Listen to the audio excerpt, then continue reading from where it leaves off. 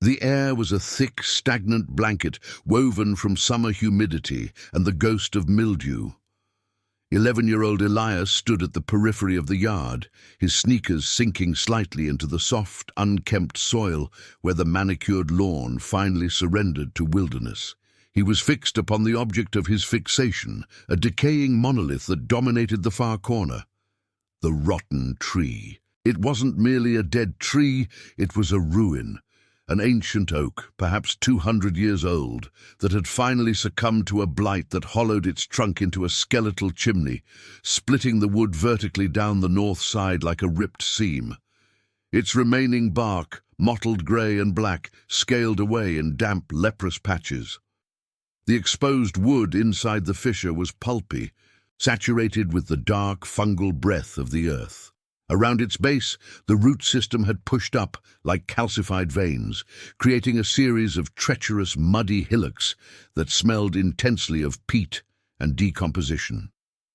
Elias clutched the heavy, steel-bladed garden trowel he had carefully retrieved from the rusty shed. Its wooden handle, worn smooth by decades of forgotten hands, felt dangerously significant in his grip. The weight of the object was nothing compared to the weight of the prohibition that tethered him to the spot, preventing his advance. Aunt Clara's voice, though last heard an hour ago inside the cool, silent house, resonated in his skull with the clarity of struck brass. "Elias, I mean this. You are not, under any circumstance, to dig near that old tree. The ground is unstable, the roots are exposed. It is dangerous, understand?" The word dangerous had always been Aunt Clara's ultimate non-negotiable barrier, usually reserved for frayed electrical cords and expired medication. When applied to the silent, static presence of the rotten tree, it amplified the mystery tenfold. For Elias, who found security in patterns and predictability, the tree represented a colossal, infuriating glitch in the landscape, a dark secret the earth refused to relinquish. For weeks, every fleeting moment of unsupervised silence had drawn him to this spot. He felt an intense, irrational certainty that the true history of this house, of his life in this house, was entombed beneath the collapsed section of that root structure. It was an urge that bypassed logic, landing squarely in the realm of visceral, urgent need. He glanced back at the house. The window of Aunt Clara's study, usually a beacon of light and movement, was dark. She was attending to her correspondence in the living room, a process that demanded absolute concentration and generated long, welcome stretches of silence. The moment was ripe, saturated with risk. The humidity made the atmosphere heavy, muffling the usual sounds of the neighborhood, granting Elias a temporary, perilous solitude. He took 3 steps toward the tree, the mud yielding around the soles of his shoes with a slow, sucking sound. The smell intensified, a rich, earthy liqueur of wet soil, dead leaves, and the sharp mineral tang of iron. He positioned himself precisely at the most forbidden spot, the base of the south-facing fissure, where the trunk met the largest, most exposed root. The root itself was the size of a man's torso, half submerged, half exposed. Years of rain and runoff had carved a shallow depression directly beneath it. This was the place. The earth here looked disturbed, darker than the surrounding soil, almost velvety black. Elias pressed the tip of the trowel into the dirt. It met only minor resistance. He started to scrape, slowly at first, listening intently, not just for the sound of the metal against stone, but for any change in the silence of the yard, any indication that the house had registered his transgression. The initial layer was easy, yielding soft, spongy material rich with mulch and worm castings. The smell of decay was profound now, coating the inside of his nose. He worked meticulously, his small hands cramping around the worn handle. The adrenaline, sharp and cold, mixed with the warmth of the humid air, creating a dizzying internal pressure. This wasn't merely mischievous disobedience. This felt like an act of high consequence, a breach of a sacred, terrifying covenant. He scraped deeper, 4 inches, then 5. The soil began to change texture, losing the organic softness. It became denser, clay-heavy, resisting the trowel's entry. He had to shift his weight, using his knee as a fulcrum to leverage the tool. Sweat beaded on his forehead, rolling into his eyebrows, stinging his eyes. Scratch, scrape, push. He dug for what felt like an eternity, perhaps 12 minutes by the sun's steady angle. His breath was ragged, coming in quick, shallow gasps. He had excavated a hole roughly the size of a dinner plate, about 8 inches deep. He was on the verge of abandoning the effort, concluding that his obsession was merely that, an irrational fixation on a patch of dirt. Then the sound arrived. It was not the expected thunk of metal hitting stone. It was a dull, singular clack, a sound that spoke not of geological formation, but of geometry and intention. The sound of steel meeting something manufactured, something unnaturally hard and fundamentally separate from the earth. Elias froze. His heart slammed against his ribs, a frantic, trapped bird. He dropped the trowel, which landed with a muffled plop in the wet dirt, and sank onto his knees. He peered into the narrow, damp cavity. Using his fingers, he began to scrape away the remaining dirt. The tension in his chest was so tight, it was painful. He was moving earth that had not been moved for years, perhaps decades. The soil stuck to his skin, cool and gritty. Slowly, agonizingly, the contour of the object revealed itself. It was rectangular, rounded at the edges, and significantly larger than his hand. The material looked like dark, oxidized plastic, or perhaps heavily corroded metal, encrusted with fine silt and mineral stains. It was flat on the top, suggesting a lid. Elias's hands were shaking so violently he had difficulty grasping the edges. He needed to lift it without making noise, without alerting the silent house. He worked his fingers beneath the object, feeling the cold, rigid weight press into his fingertips. The object seemed suctioned to the earth by moisture and time. He pulled. The seal broke with a wet, vacuum-like schlup, followed by the faint sound of loose dirt trickling back into the space. He scrambled back 3 feet, clutching the relic against his chest, panting. It was a small, heavy chest, roughly the size and shape of a large shoebox, but constructed of dense, impenetrable grey material. The surface was deeply scratched and marred, bearing the unmistakable patina of years spent underground. This was the time capsule. The reality of the find hit him with overwhelming force. It wasn't a treasure chest filled with gold coins or historical artifacts. It was a sealed box, a violation of the present, a direct rebuttal to the safety Aunt Clara sought to enforce. His compulsion had been justified. The rotten tree did hide a secret, but the fear of discovery was now tenfold, amplified by the physical evidence in his hands. He could not examine it here. He rose clumsily, still clutching the box, his clothes smeared with black mud. He wiped his brow with the back of his wrist, leaving a streak of dirt across his forehead. His breathing was still erratic. He had to get to the woodshed. The woodshed stood 20 feet beyond the rotten tree, barely visible through the thicket of overgrown ivy and neglected hedges. It was a decrepit structure, leaning precariously to the west, its roof patched with moss and mismatched shingles. Aunt Clara used it for storing tools she never touched and holiday decorations she couldn't remember owning. It was his sanctuary, his place of illicit safety.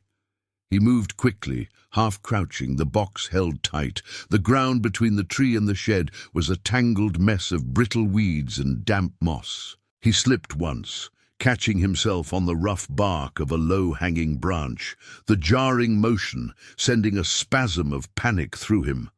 He reached the woodshed door, a warped, heavy slab of plywood that scraped loudly against the gravel path, if not handled with extreme care. He paused, listening again. The absolute silence of the afternoon was unnerving. It felt like the world was holding its breath, waiting for him to fail. Slowly, painstakingly, he eased the door open just wide enough to slide through. The air inside the shed was heavy with the smell of old oil, dust, and dry cedar shavings. It was dark, illuminated only by thin shafts of light piercing the knotholes in the back wall. Elias sat on an overturned milk crate beside a stack of mildewed canvas drop cloths. He placed the capsule on his lap, brushing away the remaining chunks of mud. The material beneath was hard plastic, engineered to be airtight and waterproof. There were no obvious hinges or clasps, only a deeply set seam running around the perimeter where the lid met the base. He ran his fingers over the seam. It was sealed tight, bound by time and pressure. He needed a tool to breach the seal without causing irreversible damage to the contents. His eyes darted around the shed's interior. Shelves were laden with chaotic arrays of objects: paint cans, bundles of tied newspapers, rusty gardening implements. He spotted a shallow tray near his knee, labeled odds and ends. Inside the tray, amid screws and washers, was an old flathead screwdriver. The handle was cracked bakelite, the tip greasy and chipped. Perfect. He picked up the screwdriver. The adrenaline was now settling into a cold, clinical determination. This was the point of no return. Elias inserted the tip of the screwdriver into the narrowest part of the capsule seam, near one corner. He exerted careful, steady pressure, twisting the handle slightly. Cree! The sound was shockingly loud in the enclosed space. He stopped immediately, listening, his body rigid. Nothing, just the muffled chirp of a distant bird. He resumed, increasing the pressure. The plastic groaned, protesting the violation. He saw a faint hairline fracture appear next to the screwdriver tip. He continued the slow, torturous twist. Pop! The seal gave way violently, the sound echoing off the bare wooden walls. A puff of dry, stale air rushed out, carrying a smell of aged paper, dust, and something indefinably metallic, like old pennies. Elias lifted the lid. The contents were nestled within a heavy, protective layer of yellowed tissue paper. He peeled back the paper, his hands hovering over the contents, trembling with anticipation and dread. Inside, neatly stacked, were 3 primary items, along with a few smaller ephemera. 1, a small, tightly rolled scroll, secured with a piece of faded green ribbon. 2, a single, smooth, river-worn stone, slightly larger than a golf ball. 3, a large, square, heavily laminated photograph. Elias ignored the scroll and the stone. His eyes were drawn magnetically to the photograph. Its lamination suggested it was meant to survive the worst conditions. He carefully lifted it out, holding it by the corners. The photo was a color snapshot, slightly faded, depicting a boy sitting on a weathered wooden swing set, his feet dangling slightly above the mulch. The background was blurry green, a summer park perhaps, or a specific corner of the backyard that had since been renovated. The boy in the photograph was wearing a brightly colored striped shirt and denim shorts, his knees scraped, his expression serious, perhaps slightly anxious. Elias stared at the image. The clothes were recognizable, though, from maybe a year or 2 ago. The missing front tooth was familiar. The cowlick at the back of the head, perpetually resisting a comb, was definitely his. It was Elias. He was looking at a photograph of himself, not a vague resemblance, but unequivocally, certainly him. A photograph taken relatively recently, perhaps in the last year, sealed inside a time capsule, buried for an indeterminate but clearly lengthy period beneath the rotten tree. A cold, visceral nausea coiled in his stomach, overriding the initial rush of triumph. This wasn't history. This was confusion. This was wrong. Why would someone bury a picture of him now, beneath a forbidden marker? He turned the photograph over, his thumb brushing against the slightly sticky lamination. Written in precise, clear handwriting, Aunt Clara's handwriting, were 3 words, dated nearly 18 months prior. Anchorage secure, R. Anchorage secure, R. The words meant nothing and everything. They hummed with an urgency that transcended the simple action of burying a box. He returned to the capsule, his heart rate accelerating again, but this time not from fear of Aunt Clara, but from existential dread. He reached for the rolled scroll. The ribbon felt brittle. It snapped easily when he pulled it. He carefully unrolled the paper. It was not a map or a diary entry. It was a typewritten letter, single-spaced, several pages long, bearing no recipient address, only the date that matched the back of the photograph, 18 months ago. The tone of the letter was precise, technical, and profoundly desperate. Elias recognized Aunt Clara's formal style, but overlaid with a raw, panicked vulnerability he had never witnessed in her calm demeanor. He started reading the opening paragraph, his 11-year-old mind struggling to process the complexity of the sentences, yet grasping the severe, dramatic core of the content. To the individual who discovers this, or more likely to Elias himself, should memory fail or the instability return, this artifact serves as a crucial point of reference, an anchor designed to ground the present identity. If you are reading this, it means either my precautions have failed, or conversely, that your curiosity has surpassed my capacity to protect you from the past. Elias stopped, blinking rapidly. Memory fail? Instability return? Protect him from the past? The dramatic, intense rhythm of the prose made the shed feel suddenly airless. He skipped down, searching for context, urgency, overriding his careful reading. We established the perimeter marker, the rotten tree, as the point of demarcation. Everything before that spot is the old life. Everything beyond it toward the house is new life. I forbade digging there not because of soil instability, but because the exposure of this vessel risks the fracture of your current emotional equilibrium. Elias, you must understand the gravity of the change we undertook. The letter continued, detailing a severe emotional and physical crisis that Elias had suffered 3 years prior, stemming from a sudden, unexplained childhood trauma. The details were vague, focused more on psychological states than physical events, mentioning a period of profound amnesia and identity disruption.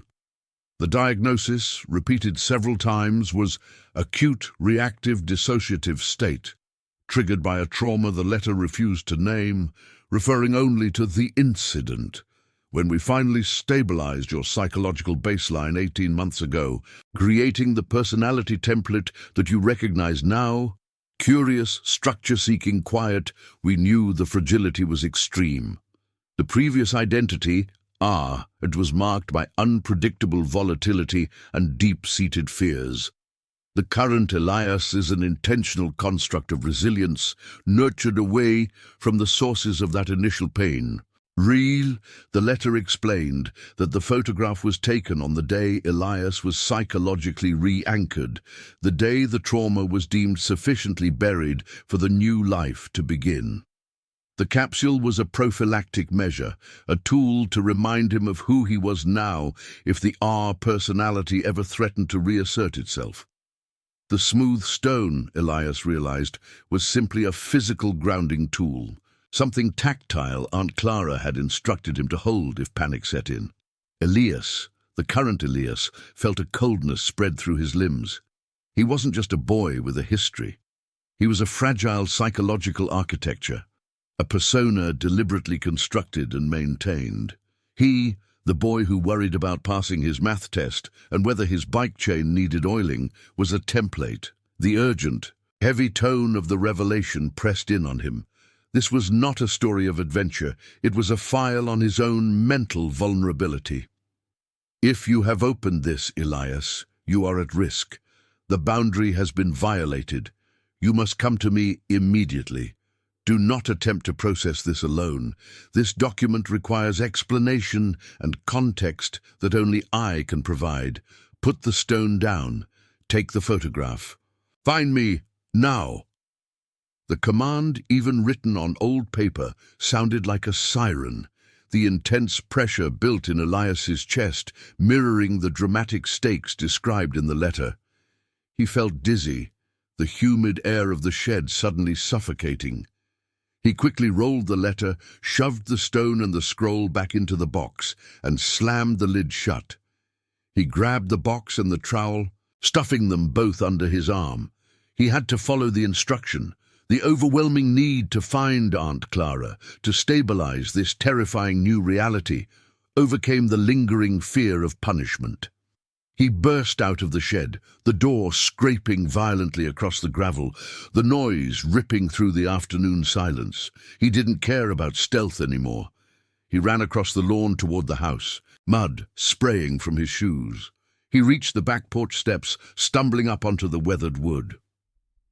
Aunt Clara met him at the kitchen door.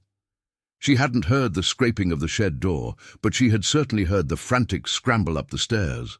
Her face, usually composed in an expression of quiet attentiveness, was instantly etched with severe alarm. Her eyes went directly to the mud covering his shirt, and more critically, to the telltale shape of the grey plastic box clutched precariously in his muddy hand.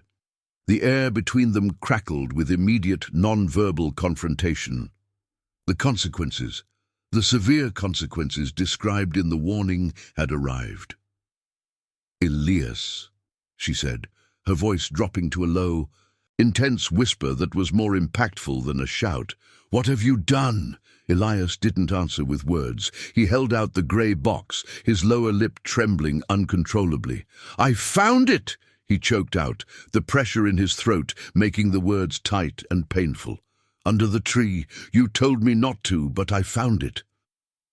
Aunt Clara's hands went to her mouth, a gesture of profound shock and despair. The sight of the box confirmed her worst fear, the breach of the perimeter. "Oh, Elias. No, not now." She stepped back, stumbling slightly against the kitchen island, her usually impeccable composure shattering. The intense, urgent reality of the situation demanded immediate confinement and privacy. Aunt Clara grabbed his shoulder, her grip surprisingly strong, and steered him not toward the living room, but toward the closed, insulated space of the small laundry room off the kitchen. She ushered him in, flipping the light switch. The room was bright, sterile and small, a perfect setting for a crisis. She shut the door firmly behind them, the soft click of the latch sealing them in a bubble of impending confrontation. "Did you open it?" she demanded, her voice hoarse, her eyes wide with a dramatic, fearful urgency. Elias nodded, tears beginning to burn at the corners of his eyes, fueled by the terrifying instability of his identity. He held out the laminated photograph. "Anchorage, secure, he whispered, reciting the words that had unmoored him. "Aunt Clara, who is R? Am I R? Is this me? Why did you bury me?" The questions poured out, fragmented and desperate. Aunt Clara looked at the photograph, the familiar, serious face of Elias, the boy she had painstakingly anchored to reality, and then back at the terrified boy standing before her, covered in the dirt of the past. Her own vulnerability, usually hidden beneath layers of measured control, finally succumbed to the severity of the incident. She sank onto the laundry basket, the sudden shift in posture indicating total emotional collapse. She looked directly at Elias, her eyes brimming. "Elias, sit down. We have to talk about what you found, and why I worked so hard to keep it hidden. We need to stabilize this. We need to make sure you remain you." The dramatic intensity of her focus was overwhelming.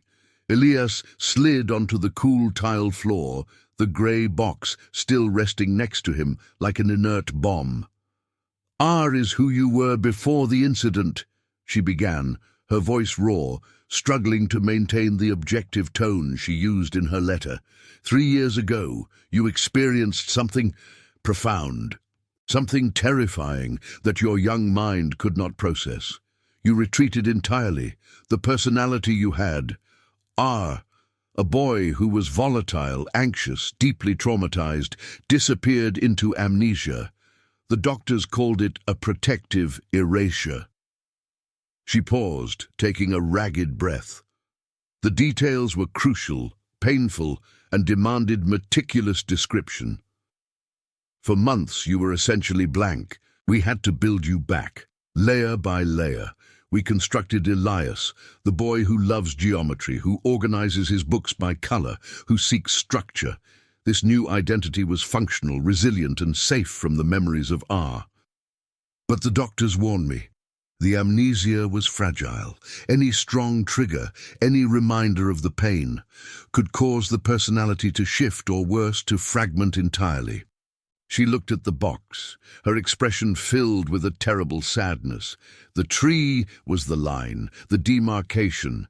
It sits right over the spot where we first found stability in the new life. Burying the capsule was a desperate act of love and control. It was designed to anchor the current template, the current Elias, in case the past, the memory of R and the incident, ever broke through the defenses. Elias was hyperventilating slightly, his hands gripping his knees. The explanation was far worse than any simple historical secret. He was a construct built on denial. Did I forget my parents? Elias asked, the ultimate terrifying question cutting through the clinical explanation. Aunt Clara closed her eyes, a single tear tracing a path through the faint powder on her cheek. The incident involved your parents, yes. I have protected you from those details for 3 years, Elias, because the pain they caused was catastrophic. The gravity of the conversation felt immense, too heavy for the small, bright room. Elias needed to understand the urgency of his situation, the instability she was fighting against. The day we buried that box, Aunt Clara continued, speaking slowly, deliberately, was the first day you laughed, truly laughed, in over a year. It was the moment I felt certain that Elias was secure.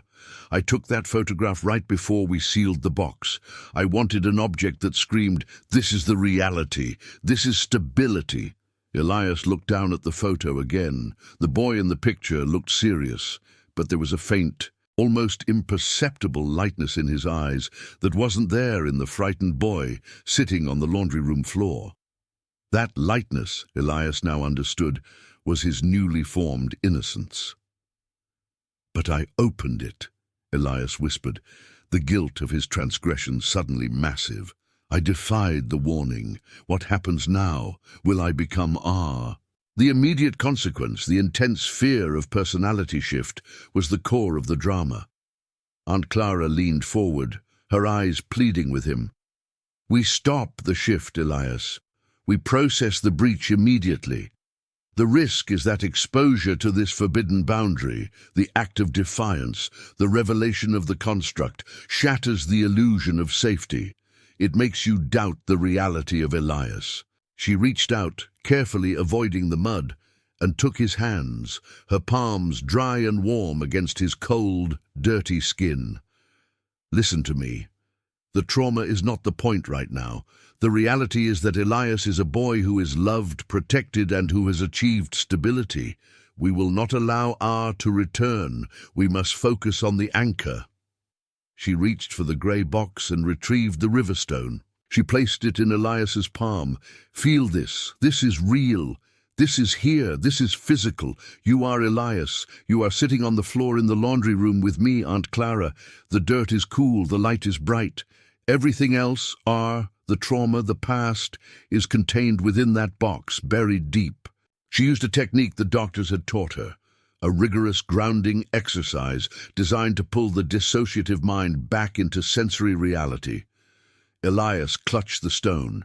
Its surface was smooth, cool, and comforting in its solid reality. The simple, unchanging object provided a necessary counterpoint to the chaotic revelation of his constructed identity. Aunt Clara gently took the laminated photo and placed it on the floor beside the box. She spoke with a new, fierce clarity, accepting that the secret was out, and their only option was controlled management of the fallout. "Elias, we are going to burn this letter. We are going to put the stone back in the box, and we are going to rebury the capsule. But this time, we do it together. We seal the boundary not with secrecy, but with acceptance. We acknowledge that the past exists, but we choose to remain anchored in the present. The proposal was a sudden, practical shift, alleviating the terror of the abstract psychological threat with a concrete physical ritual. The intense fear began to recede, replaced by a profound, exhausted resignation. "But I know the truth now," Elias whispered, his voice cracking. "I know I was built." "You were built by love, Elias," Aunt Clara countered instantly, her voice filled with deep, unwavering conviction. "Every person is built. You were simply built with extreme care, away from poison. The fact that you found this, that you demanded the truth, means that Elias is strong enough to process it. R was weak. Elias is resilient." The sheer weight of the narrative required that the confrontation be thorough, healing, and focused entirely on the emotional bond, avoiding any descent into sensationalism or external threat. Aunt Clara retrieved the scrolled letter. She did not allow Elias to reread it, adhering strictly to the advice against external triggers. "We go to the fire pit now," she declared, rising decisively. "We destroy the evidence of the pain together, and then we reset the anchor." Elias stood up, the stone still clutched in his hand. He was still trembling, but the focus on the immediate shared task provided a crucial sense of control. They walked silently through the kitchen, Aunt Clara moving with a controlled intensity that spoke of immense internal vigilance. She grabbed the metal waste bin from under the sink and placed the letter inside it. They exited the house through the back door and walked toward the small paved area near the garden where a rusted incinerator bin stood. Aunt Clara struck a match. The sudden burst of light, followed by the sharp, sulphurous smell, was a dramatic punctuation mark to the quiet afternoon. She set the letter ablaze in the bin. The dry, aged paper caught quickly, curling at the edges, the typewritten words turning brown, then black, then dissolving into orange flame. Elias watched the physical destruction of the terrifying information, the intense heat radiating from the bin. The flames danced, reflecting in Aunt Clara's tear-filled eyes. "This is not erasing history, Elias. This is choosing the future." When the paper was reduced to a fragile mound of ash, Aunt Clara carefully covered the bin with its lid, snuffing out the remnants of the fire. Now, the final act, the re-anchoring. They walked back to the woodshed.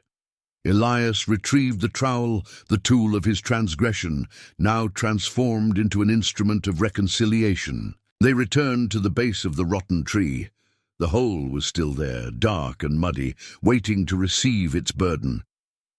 Elias lifted the lid of the time capsule one last time.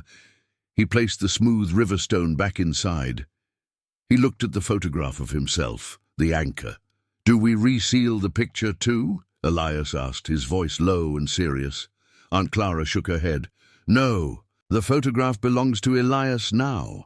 It is proof that you succeeded. It is proof that you were stable enough to seek the truth and survive its finding. It is no longer a hidden secret. It is a declaration of resilience." She took the photograph and wiped the mud from the back with her handkerchief, revealing the words, "Anchorage, secure, R." "We keep the photo," she confirmed. "The rest goes back. The idea of the capsule remains the same, a boundary against the old pain." She closed the grey box, snapping the lid shut with a firm, deliberate push. This time, the action sounded final, definite. Elias picked up the trowel. Together, side by side, he and Aunt Clara worked to place the capsule back into the hole beneath the massive, forbidding root of the rotten tree. The act of sharing the effort, of deliberately confronting the forbidden space together, stripped the location of its terrifying mystery. It became merely a spot in the garden, marked by shared memory. Elias began to push the dirt back into the hole, slow scoop by slow scoop. Aunt Clara, kneeling beside him, helped press the soil down, carefully smoothing the surface, concealing the breach. The sunlight had begun to soften, casting long shadows across the yard. The high-stakes intensity of the discovery was fading into the quiet stability of shared resolution. When the soil was leveled, Aunt Clara placed her hand on Elias's shoulder, a gesture of deep, profound love and relief. "It is sealed now, Elias. We sealed it. And you are here. The strong one. The one who survived the secrets." Elias looked at the rotten tree, which no longer seemed to loom with menace, but stood merely as a testament to endurance and change. He held the laminated photograph tightly. He was Elias, and he was real. The knowledge of his fragile origins did not diminish his current reality. It simply underscored the extraordinary effort and love required to sustain it. The intense, dramatic urgency of the afternoon had culminated not in disaster, but in a deeper, more necessary connection. He had broken the rule, and in doing so, he had secured his own identity beyond the reach of the buried trauma. They walked back toward the house, Elias's steps heavy but sure. He still had the mud of the past on his clothes, but in his hand, he carried the photograph of his present self, the immutable evidence of his anchored identity. The crisis was past. The healing, now shared and recognized, was just beginning.